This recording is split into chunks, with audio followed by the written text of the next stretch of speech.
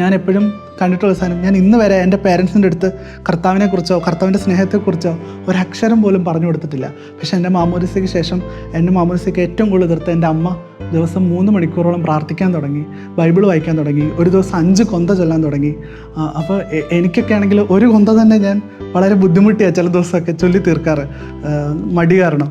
പക്ഷേ അമ്മ ഒരു ദിവസം 4 കൊന്ത 5 കൊന്തയൊക്കെ ചൊല്ലും. അപ്പോൾ ഞാനിങ്ങനെ അത്ഭുതത്തോടെ നോക്കി തുടങ്ങി. അന്ന് എന്നോട്, ഞാൻ ഈ പാരൻസിൻ്റെ എതിർപ്പ് പറഞ്ഞ സമയത്ത് എന്നോടൊരു അച്ഛൻ പറഞ്ഞായിരുന്നു, എടാ ലോകത്തുള്ള എല്ലാം ശരിയാക്കിയിട്ട് ഈശോയുടെ പുറകെ പോകാൻ നിന്നാൽ ഒരിക്കലും നടക്കാൻ പോണില്ല. അതുകൊണ്ട് നീ ആദ്യം കർത്താവിന് എസ് പറയും, ബാക്കിയൊക്കെ കർത്താവ് നോക്കിക്കോളും എന്ന് പറഞ്ഞു. ശരിക്കും ഞാൻ ചെയ്തത് ആകെ ആ ഒരു കാര്യം മാത്രമാണ്. ഈശോയുടെ എസ് പറഞ്ഞു, ബാക്കി എനിക്കെതിരായിട്ട് നിന്ന എല്ലാ സാഹചര്യങ്ങളും, എനിക്ക് ഏറ്റവും എതിരായിട്ട് നിന്ന എൻ്റെ പേരൻസ് ആയിരുന്നു.